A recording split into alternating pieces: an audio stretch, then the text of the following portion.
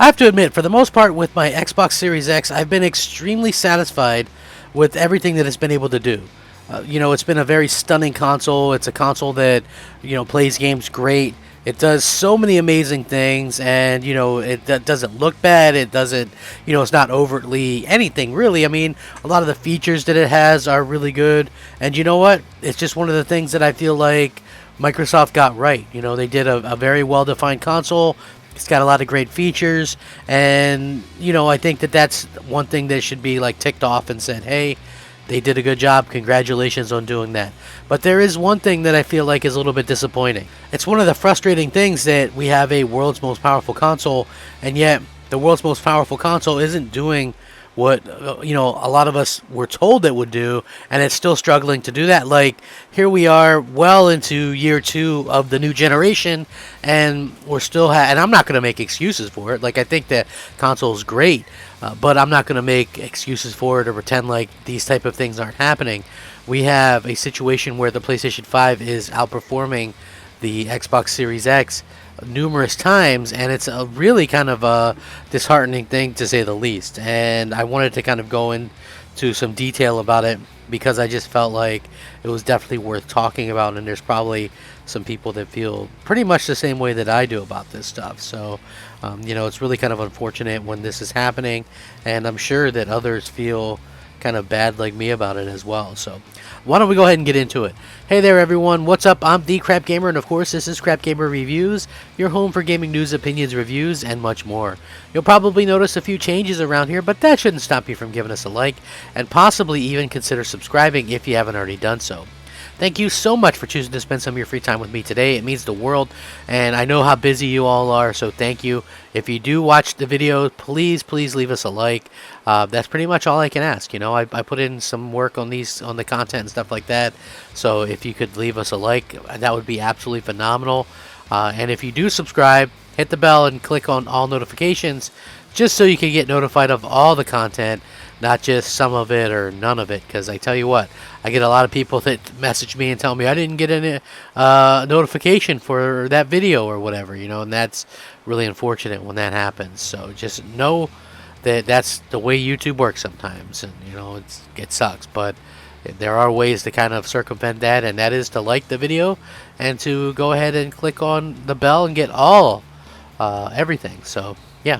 So with that being said, this is pretty weird because the Cyberpunk situation was an interesting one, right? And Digital Foundry / Eurogamer has done some things across these consoles, and it looks like the PS5 is kind of taking the lead here with a specific bit of information on this. So it says, moving over to the Series X, there's an even bigger level of improvement. Actually, Series X had worse performance than PS5 overall on patch 1.23, perhaps down to higher resolution and improved crowd density. As the video on the page demonstrates, which I'm going to link and you can check out, patch 1.5 boosts the game's level of performance in all areas, with key stress points running better than ever. The alley shootout still causes challenges, but overall the game runs very smooth. Both Xbox Series X and the PS5 impress, but which delivers the most sustained 60 FPS experience? It's worth stressing that both consoles are largely tied, locked to 60 frames per second in almost every test, every scene. But if we're to push the engine hard to find the divide, PS5 is the console that wins out. For example, the taxing Market Run runs 5 to 10 seconds better on Sony's machine. PS5 also runs fluidly in the stress point driving past Tom's Diner and in the alley shootout test that follows it. However, this isn't exactly representative of most of play.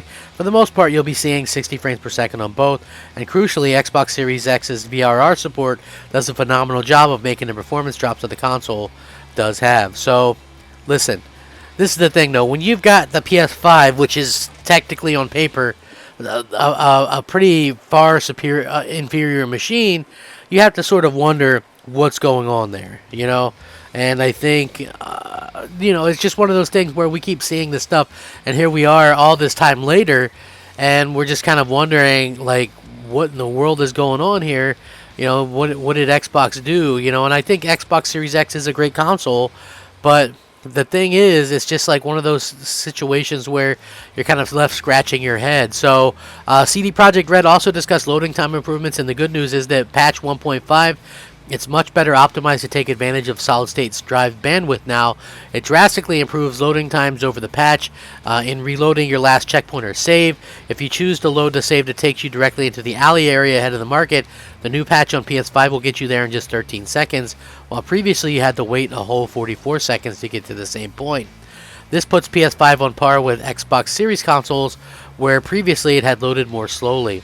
Overall, patch 1.50 is a dramatic improvement on PlayStation 5 and Series X console. There's an overall boost to performance, resolution, and overall stability, but we're still some way short of majestically and the majesty of the fully enabled PC experience, and the ray tracing features are somewhat underwhelming, not justifying the drop in frame rate. Series S lacking a 60 FPS mode, and ray tracing is also a disappointment, but CD Projekt Red has mentioned that they're looking into adding 60 frames mode on the Series S.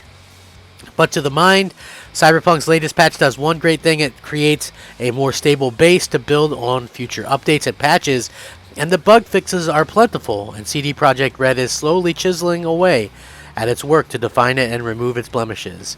There's been no crashes according to this, and no soft locks of the testing. Performance has never been better, and at least PS5 and Series X are standardized in their options. This ray trace shadow and crowd density beyond this, you have to wait for further patches. For now, Cyberpunk 2077 is arguably in the position it should have been at launch well over a year ago. For those tempted to replay the game to see the next-gen feature, there's no show-stopping moment, but for newcomers, there's never been a better time to experience the game. So again, you have a situation where the games are pretty much locked, which, again, locked when the Xbox Series X has been, to be honest with you, it's just a better, more powerful console. So it's a little bit weird that we're in this sort of situation where, it's getting tied in performance for the most part with the PS5, and then the PS5 is actually outdoing it in certain parts that are stressful. So yeah, like that's so weird to me, and I do hope that there's some kind of patch or fix for that. But this has been happening a little bit often, a little bit maybe too often, and it's just one of those things that I find to be a little bit disheartening, to say the least. I just for me, honestly, anyway. I'm just being honest. I think the Xbox Series X is great. I'm not hating on it. I'm just questioning what the heck is going on with it. That's all.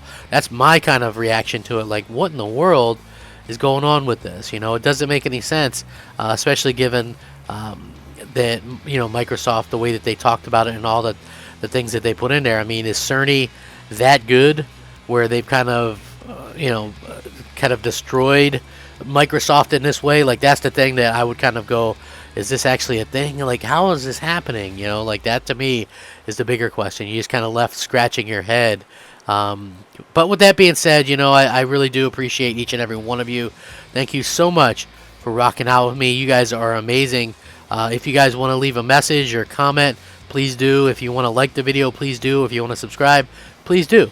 So, rack 'em up, fact 'em up, Crap Gamer 'em up. Thanks for watching. Crap Gamer out.